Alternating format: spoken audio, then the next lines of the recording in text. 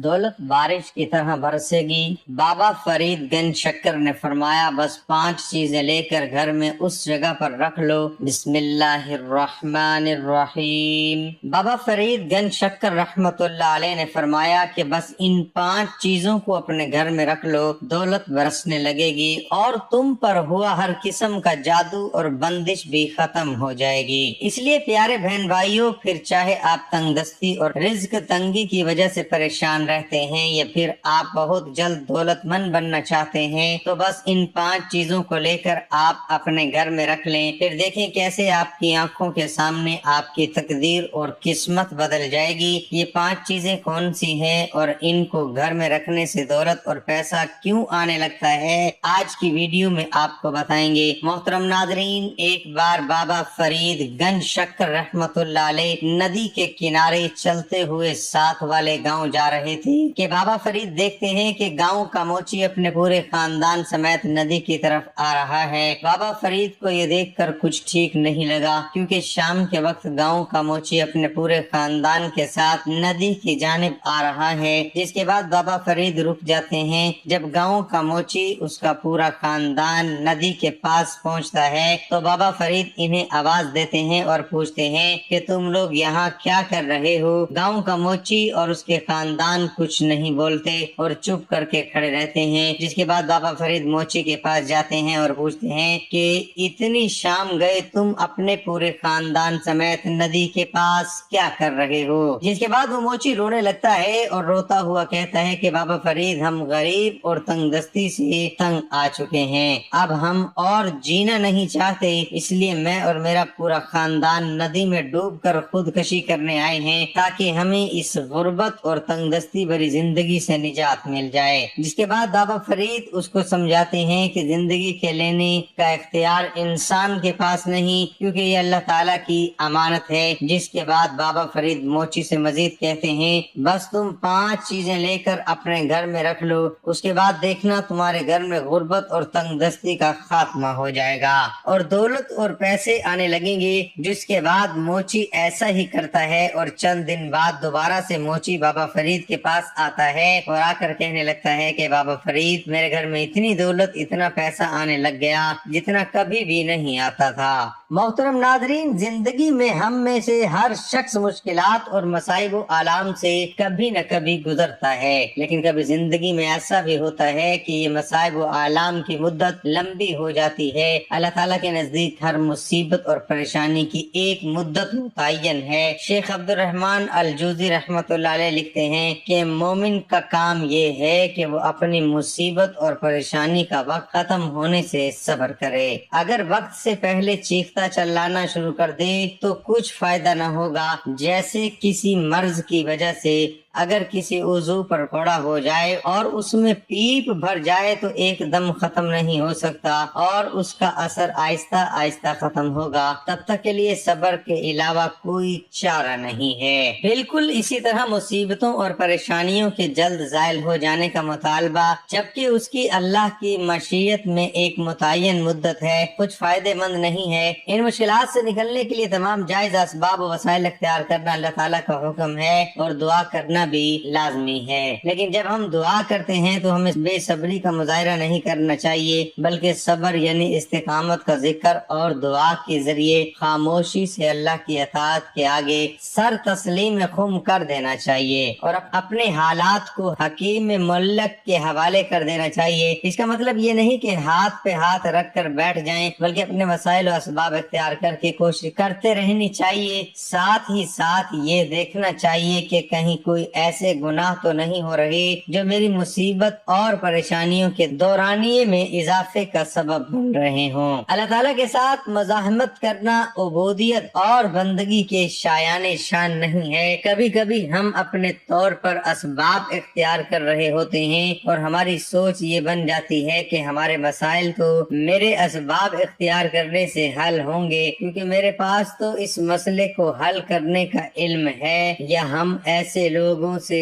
مشورہ کر رہے ہوتے ہیں جن کی نگاہ اللہ تعالیٰ کی قدرت پر نہیں ہوتی، بلکہ اس کا سارا بھروسہ اپنے علم اور کوششوں پر ہوتا ہے۔ حیثیت مسلمان ہمیں یہ بات معلوم ہونی چاہیے کہ علم اور اسباب بھی اللہ کے پیدا کردہ ہیں اور ان میں اثر بھی اللہ ہی ڈالتے ہیں۔ ہم یہ مشاہدہ عام طور پہ کرتے ہیں کہ ایک ہی جیسی بیماریوں میں دو لوگوں نے ایک جیسے اسباب اختیار کیے، لیکن ایک کو شفا ہو گئی اور دوسرے کو نہیں ہوئی۔ علاج کرنا اور دوا کھانا یہ ہمارے ہاتھ میں ہے، لیکن اس دوا کا اثر ہوگا یا نہیں ہوگا، کب ہوگا، بیماری کب ختم ہوگی، تکلیف سے کب نجات ملے گی، یہ تو اس حکیم معلق کو معلوم ہے۔ اسے یہ پورا علم ہے کہ اس نے مجھے یہ بیماری کیوں دی اور اس کا دورانیہ لمبا کیوں ہو گیا، اس نے میری زندگی میں یہ مشکل کیوں دی، اس کا دورانیہ اتنا لمبا کیوں ہو گیا اور یہ کب ختم ہوگی۔ ایک صاحب کہتے ہیں کہ میری اپنی زندگی میں کئی بار ایسے حالات اور مواقع آئے جب میں شدید مشکلات کا شکار ہوا۔ وہ صاحب کہنے لگے کہ والد صاحب کے اچانک انتقال کی شکل میں جب میری عمر بمشکل 17 برس رہی ہوگی، 3-4 بار شدید بیماریوں کی شکل میں کہ میں بالکل بستر سے لگ گیا۔ اس طرح کے معاملات ہم میں اکثر لوگوں کو زندگی میں پیش آتے ہیں۔ تو صاحب کہتے ہیں کہ لیکن اگر میں آج دیکھوں تو ہر مشکل اور ہر چیلنج جو اللہ تعالیٰ نے مجھے دیا، آگے چل کر اس میں سے کوئی نہ کوئی خیر برآمد ہوئی، بلکہ ایسی خبریں برآمد ہوئی جو شدید عام حالات میں نہ ہوتی۔ ہم نے اللہ کا ذکر خصوصاً استغفار اور درود شریف اور دعا اور یہ نہیں چھوڑنا، بلکہ دعا کے ساتھ اللہ کے سامنے گریہ بازاری بھی کرنی ہے، اپنے کمزور ہونے کا اعتراف بھی کرنا ہے، اپنی معصیتوں پر ندامت اور شرمندگی کا اظہار بھی کرنا ہے، لیکن اللہ کی حکمت پر اعتراض نہیں کرنا۔ ہمیں اپنے مصائب و آلام کا سامنا کرتے ہوئے رسول اللہ صلی اللہ علیہ وآلہ وسلم کی زندگی کے مصائب اور پریشانیوں کے بارے میں ضرور سوچنا ہے۔ ہمیں ان لوگوں کو بھی دیکھنا چاہیے جو ہم میں سے کہیں زیادہ مصیبتوں اور پریشانیوں کے عالم میں ہیں اور صبر کے ساتھ اللہ سے مانگ رہے ہیں۔ آپ اپنے ان بہن بھائیوں کو ہی دیکھ لیں جو غزہ میں کس قدر شدید مشکلات میں ہیں، لیکن صبر و استقامت کا پہاڑ بنے ہوئے ہیں۔ ہمارے شہروں اور گھروں پر بمباری کر کے انہیں ملبے کا ڈھیر تو نہیں بنا دیا گیا۔ ہمیں اور آپ کو صرف سوکھی روٹی کھانے کے لیے کئی دن انتظار تو نہیں کرنا پڑ رہا۔ آپ کو اللہ نے تازہ کھانا فراہم کیا ہوا ہے، کیا سبزیاں، پھل، گوشت آپ کو کھانے کے لیے میسر ہیں۔ ہمیں جان بچانے کے لیے ایک جگہ سے دوسری جگہ تو نہیں بھاگنا پڑ رہا۔ ایسا تو نہیں ہے کہ ہمیں اپنے پینے کے لیے ایک بوتل صاف پانی بھی میسر نہیں ہے۔ ایسا تو نہیں ہے کہ ہمیں بیماری کی حالت میں کوئی ڈاکٹر، کلینک اور ہسپتال میسر نہیں ہے۔ ایسا تو نہیں ہے کہ آپ کو کئی ماہ گزر گئے ہیں اور بجلی اور گیس مہیا نہیں ہے۔ ایسا تو نہیں ہے کہ انٹرنیٹ نامی سہولت کئی ماہ سے آپ کے پاس موجود نہیں ہے۔ ایسا تو نہیں ہے کہ عید پر نماز پڑھنے کا موقع بھی نہ مل سکا۔ یہ تو نہیں ہوا کہ اس بار آپ کے بچوں کو کوئی عیدی دینے والا ہی نہ ہو۔ وَآتَاكُم مَن كُلُّ مَا سَأَلْتُمُوهُ وَإِن تُعُدُّوا نِعْمَةَ اللَّهِ لَا تُحْصُوهَا إِنَّ الْإِنسَانَ لَظَلُومٌ كَفَّارٌ۔ ترجمہ: اس نے تمہیں وہ سب کچھ دے رکھا ہے جو تم نے اس سے مانگا، اگر تم اللہ کی نعمتوں کو گننا چاہو تو نہیں گن سکو گے، یقیناً انسان بڑا ہی ظالم اور ناشکر ہے۔ اللہ تعالیٰ ہمیں شکر کرنے والا بنا دے، اور اللہ تعالیٰ نے اتنی نعمتیں دی ہوئی ہیں کہ ہمیں تو اور زیادہ محنت اور زیادہ کام کرنے اور زیادہ سوچ بچار اور بہتر منصوبہ بندی کے ساتھ بحیثیت مسلمان اور امتی بہت کچھ کرنے کی ضرورت ہے۔ اور میں یہ بات پورے وثوق اور یقین سے کہہ رہا ہوں کہ ہم کچھ شاندار کرنے کے لیے یقیناً کروڑوں اربوں لوگوں سے بہتر حالات میں ہیں، لیکن ہم میں سے اکثر لوگوں کو اس کا ادراک نہیں ہے۔ اللہ تعالیٰ سے دعا ہے کہ اللہ ہماری تمام مشکلات کو، مصیبتوں کو، پریشانیوں کو، بیماریوں کو، آزمائشوں کو آسانیوں میں بدل دے اور ان پر صبر کے بدلے میں ہمارے درجات کو بلند فرما دے اور ہماری مغفرت کا سبب بنا دے اور ہمیں کچھ بہترین کرنے والا بنا دے، آمین۔ اللہ تعالیٰ نے قرآن حکیم میں نیک بندوں کے لیے صبر و رضا کی تاکید کی ہے۔ انسان کو جو کچھ عطا ہوا، اس کی جان، اس کا مال اللہ تعالیٰ کا دیا ہوا ہے، اس لیے انسان پر لازم آتا ہے کہ آزمائش کی گھڑی میں اللہ تعالیٰ کی رضا اور خوشنودی کی خاطر صبر اور سکون سے کام لے۔ جب رسول اللہ صلی اللہ علیہ وآلہ وسلم نے نبوت کا اعلان فرمایا تو کفار نے آپ کو اس طرح طرح کی تکلیفیں اور اذیتیں دینی شروع کی۔ کبھی آپ صلی اللہ علیہ وآلہ وسلم کو جھٹلاتے، کبھی وہ آپ کا مذاق اڑاتے، کسی نے آپ کو جادوگر کہا، کسی نے آپ کو دیوانہ کہا، مگر آپ نے صبر و استقلال کا دامن ہاتھ سے نہ چھوڑا اور تبلیغ دین کے راستے پر ثابت قدمی سے چلتے رہے۔ جب آپ صلی اللہ علیہ وآلہ وسلم نے دین کی تبلیغ شروع کی تو آپ صلی اللہ علیہ وآلہ وسلم کا چچا ابو لہب اور آپ صلی اللہ علیہ وآلہ وسلم کی چچی ام جمیل دونوں آپ کے دشمن ہو گئے۔ ابو لہب نے آپ کو دیوانہ کہنا شروع کر دیا اور لوگوں نے آپ کو یہ کہنا شروع کر دیا کہ اس کی باتوں پر کان نہ دھرو۔ آپ کی چچی آپ کے راستوں میں کانٹے بچھاتی تھی، کئی دفعہ آپ کے تلوے لہو لہان ہو گئے، لیکن آپ نے اس تکلیف کو بھی خندہ پیشانی سے برداشت کیا، یہاں تک کہ کبھی بد دعا کے لیے ہاتھ نہ اٹھائے۔ چنانچہ اللہ تعالیٰ نے ان دونوں کی گستاخی پر ان کی مذمت میں سورۃ اللہب نازل فرمائی۔ دشمنوں نے جب یہ دیکھا کہ ان کی تمام تدبیروں کے باوجود رسول اللہ صلی اللہ علیہ وآلہ وسلم اپنی باتوں پر ڈٹے ہوئے ہیں تو انہوں نے نبوت کے 7ویں برس محرم الحرام میں خاندان بنو ہاشم سے تعلقات منقطع کر لیے اور بنو ہاشم سے ہر طرح کا لین دین اور میل جول بند کر دیا۔ الغرض مخالفین نے آپ صلی اللہ علیہ وآلہ وسلم کو اتنی تکلیفیں دی کہ ان کے تصور سے رونگٹے کھڑے ہو جاتے ہیں۔ آپ صلی اللہ علیہ وآلہ وسلم نے ان مصائب اور تکالیف کا مردانہ وار مقابلہ کیا اور صبر و استقامت کا دامن ہاتھ سے نہ چھوڑا۔ رسول اللہ صلی اللہ علیہ وآلہ وسلم کی زندگی کی یہ تمام واقعات نیک بندوں کے لیے ایک احسن نمونہ ہے۔ اللہ تعالیٰ نے آپ صلی اللہ علیہ وآلہ وسلم کو صبر و ضبط کا اعلیٰ نمونہ بنا کر بھیجا تاکہ نیک بندے ان کی زندگی سے سبق حاصل کریں اور پاک باز اور مومن بن جائیں۔ صبر و استقامت کے لیے اللہ تعالیٰ نے یہ بھی ارشاد فرمایا، ترجمہ صبر اور نماز سے مدد حاصل کرو۔ چنانچہ اس آیت کا بھی اس پہلی آیت کے ساتھ تعلق جوڑ دیا کہ اگر تم اپنے اندر مستقل مزاجی پیدا کرو تو وہ تمہارے لیے بہتر ہے، اور اس استقامت اور ثابت قدمی پیدا کرنے کا طریقہ یہ ہے کہ صبر اور نماز سے مدد حاصل کرو۔ صبر کی بہت فضیلت ہے۔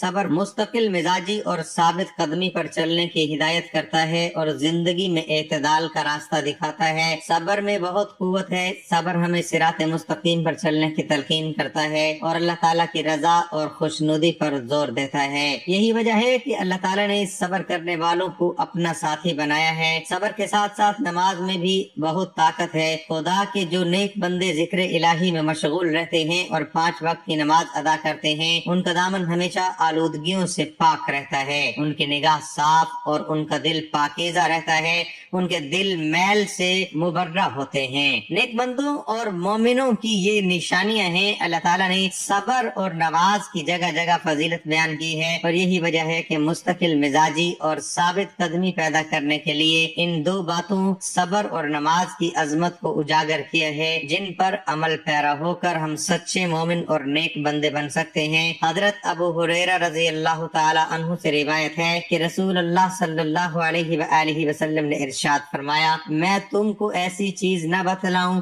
جن سے اللہ تعالیٰ گناہوں کو مٹاتا ہے اور درجوں کو بڑھاتا ہے۔ لوگوں نے کہا ضرور بتلائی یا رسول اللہ صلی اللہ علیہ وسلم۔ آپ صلی اللہ علیہ وآلہ وسلم نے فرمایا، وضو کامل کرنا۔ ناگواری کی حالت میں کسی وجہ سے وضو کرنا مشکل معلوم ہوتا ہے اور بہت سے قدم ڈالنا سجدوں کی طرف، یعنی دور سے آنا اور بار بار آنا اور ایک نماز کے بعد دوسری نماز کا انتظار کرنا، ایسے ہی وقت پر وضو کرنا بھی صبر کی ایک ایسی مثال ہے۔ حضرت ابن عباس رضی اللہ تعالیٰ عنہ سے روایت ہے کہ رسول اللہ صلی اللہ علیہ وآلہ وسلم نے ارشاد فرمایا، 4 چیزیں ایسی ہیں کہ وہ جس شخص کو مل گئی اس کو دنیا و آخرت کی بھلائیاں مل گئیں، دل شکر کرنے والا اور زبان ذکر کرنے والی اور بدن جو بلا پر صابر ہو اور بیوی جو اپنی جان اور شوہر کے مال میں اس سے خیانت نہیں کرنا چاہتی۔ نبی کریم صلی اللہ علیہ وآلہ وسلم نے ارشاد فرمایا، جو شخص صبر کرنے کی کوشش کرے گا خدا اس کو صبر بخشے گا، اور صبر سے زیادہ بہتر اور بہترین بہت سی بھلائیوں کو سمیٹنے والی بخشش اور کوئی نہیں۔ حضرت ابو ہریرہ رضی اللہ تعالیٰ عنہ سے روایت ہے کہ رسول اکرم صلی اللہ علیہ وآلہ وسلم نے فرمایا، جب تم میں سے کوئی ایسے شخص کو دیکھے جو مال و دولت اور جسمانی بناوٹ یعنی شکل و صورت میں اس سے بڑھا ہوا ہے اور اس کی وجہ سے اس کے دل میں حرص و طمع اور شکایت پیدا ہو، تو اس کو چاہیے کہ کسی ایسے بندے کو دیکھے جو ان چیزوں میں اس سے بھی کمتر ہو، تاکہ بجائے حرص و طمع اور شکایت کے صبر و شکر پیدا ہو۔ حضرت صہیب رضی اللہ تعالیٰ عنہ سے روایت ہے کہ رسول اللہ صلی اللہ علیہ وآلہ وسلم نے فرمایا، بندہ مومن کا معاملہ عجیب ہے، اس کے ہر معاملہ اور ہر حال میں اس کے لیے خیر ہی خیر ہے۔ اگر اس کو خوشی، راحت اور آرام پہنچے تو وہ اپنے رب کا شکر ادا کرتا ہے اور یہ اس کے لیے خیر ہی خیر ہے، اور اگر اسے کوئی دکھ اور رنج پہنچتا ہے تو وہ اس پر صبر کرتا ہے اور یہ صبر بھی اس کے لیے سراسر خیر اور معجب برکت ہے۔ تو پیارے بہن بھائیوں، سب سے پہلی جو کہ آپ نے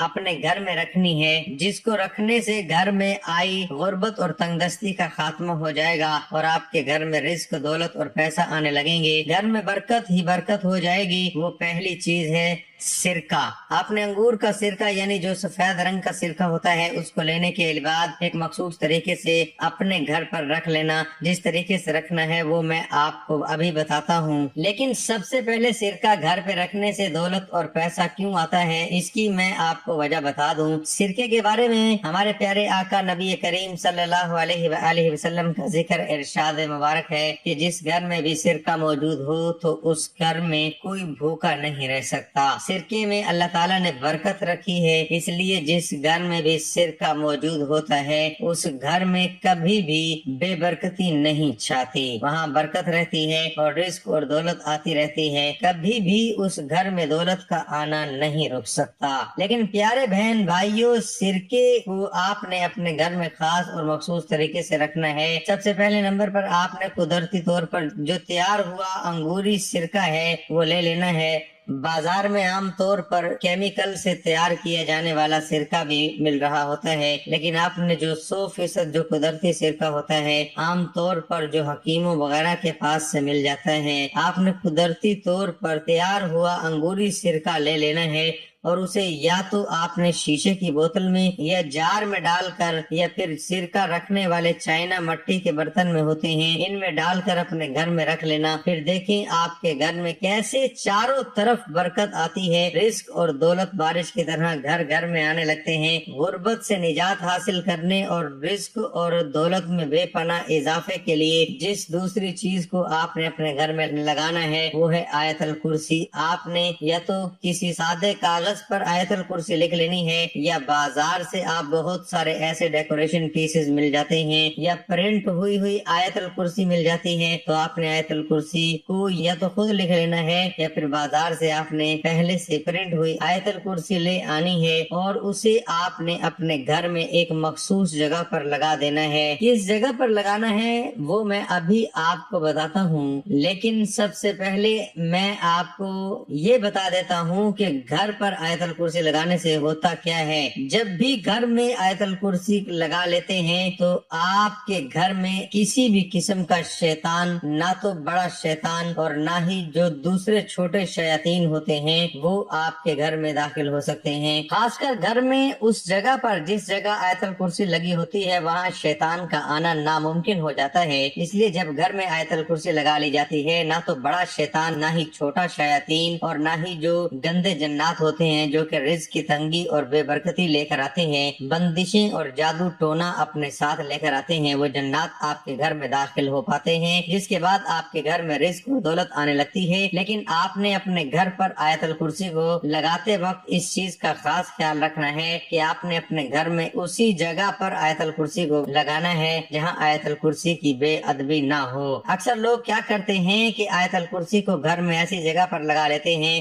جس جانب پاؤں بھی ہوتے ہیں، اس لیے آپ جس کمرے میں بھی آیت الکرسی کو لگائیں ایسی جانب لگائیں، یعنی ایسی دیوار پر لگائیں جس جانب سر ہوتے ہیں۔ جب آپ لیٹتے ہیں تو اس جانب آپ کے سر ہوتے ہیں اور پاؤں کا رخ دوسری جانب ہوتا ہے تاکہ آیت الکرسی کی بے ادبی نہ ہو۔ ویسے گھر میں آیت الکرسی کے لگانے کی سب سے بہترین جگہ جو مین گیٹ ہوتا ہے، یعنی جو مین دروازہ ہوتا ہے، اس کے بالکل سامنے ہوتی ہے۔ رزق اور دولت میں اضافے اور جادو اور بندش سے بچنے बचने के लिए आपने अपने घर में जो तीसरी चीज ला कर रखनी है वो है सब्ज तोता। आपने अपने बुजुर्ग से ये बात जरूर सुन रखी होगी कि जिसमें सब्ज तोता मौजूद होता है उस घर में ना तो सिफली जादू और ना ही काला जादू चलते हैं और ना ही किसी किस्म की बंदिश बाकी रहती है। और प्यारे बहन भाइयों, ये तमाम बातें बिल्कुल भी बेबुनियाद नहीं है, क्योंकि ये सब्ज तोता होता है, इसका रंग बहुत ज्यादा मुबारक होता है और सब्ज तोते में ये खासियत पाई जाती है कि सब्ज तोता अपनी आंखों से उन बलाओं और जन्नात को देख सकता है जो कि जादू और बंदिश घर में लेकर आते हैं। क्योंकि इस चीज को याद रखिएगा, जब भी कोई आप पर जादू करवाता है या बंदिश का अमल करवाया जाता है तो उस जादू को या उस बंदिश को आपके घर में लाने के लिए जन्नात का इस्तेमाल होता है। लेकिन जिस घर में भी सब्ज तोता मौजूद होता है तो जन्नात अपने साथ जादू या बंदिश जो लेकर आते हैं, सब्ज तोता इस जादू और बंदिश को कहा जाता है। इस तरह जिस घर में भी सब्ज तोता मौजूद होता है उस घर में ना तो किसी किस्म की बंदिश हो सकती है, ना ही रिश्तों की, ना ही कारोबार के हवाले से, ना ही कामयाबी पर, ना ही बाहर के मुल्क में जाने के हवाले से बंदिश हो सकती है और ना ही किसी किस्म का घर वालों पर जादू चलता है। लेकिन आपने घर में सब्ज तोता रखने से पहले इस चीज का ख्याल रखना है कि अगर आप अपने घर में सब्ज तोता लाएं तो हर सूरत में आपने इसका ख्याल रखना है। ये नहीं करना कि घर में सब्ज तोता लाकर उसकी परवाह ही नहीं करनी, इसके खाने पीने का ख्याल ही नहीं रखना। ऐसा करेंगे तो आपको फायदे की बजाय उल्टा नुकसान उठाना पड़ेगा। इसलिए घर में सब्ज तोता इसी सूरत में लाएं अगर आप घर में सब्ज तोता लाने के बाद उसकी खिदमत कर सकें, इसका ख्याल रख सकें, वरना लाने की सूरत नहीं। रिज्क की तंगी, नजर बद, जादू और बंदिश से बचने के लिए आपने अपने घर में जो चौथी चीज लगानी है वो है घोड़े का टापा। आपने भी बहुत से लोगों को देखा होगा कि उन्होंने या तो अपने घरों में या फिर अपने दुकानों पर, दफ्तरों में घोड़े का टापा लगाया होता है। अक्सर लोगों ने कील के साथ लगाया होता है तो कुछ लोगों ने धागे या डोरी की मदद से घोड़े का टापा लगाया होता है। घोड़े का टापा जो कि घोड़े अपने पाँव में पहनता है, घोड़े के टापे के अंदर ये खसूसियत पाई जाती है कि घोड़े का टापा किसी भी किस्म की नजरें बद को और किसी भी किस्म की बंदिश को घर में दाखिल होने नहीं देता। अक्सर लोग नजर बद को बहुत मामूली चीज समझते हैं, लेकिन नजर बद इतनी खतरनाक चीज है कि ये लोगों को राजा से फकीर बना देती है। नबी करीम सल्लल्लाहु अलैहि वसल्लम का इरशाद मुबारक है कि नजर बद अच्छे खासे जवान सेहतमंद इंसान को कब्र तक और ऊंट को हड्डियां तक पहुंचा देती है। इसलिए प्यारे बहन भाइयों, नजर बद और बंदिश को कभी मामूली नहीं समझना चाहिए। अक्सर लोग शिकायत करते हैं कि अच्छे खासे शक्ल सूरत होने के बावजूद उनका रिश्ता नहीं होता, या पढ़े लिखे होने के बावजूद उनको नौकरी नहीं मिलती, या सख्त मेहनत करने के बावजूद कारोबार नहीं चलता। तो ये तमाम बंदिश की निशानियां हैं।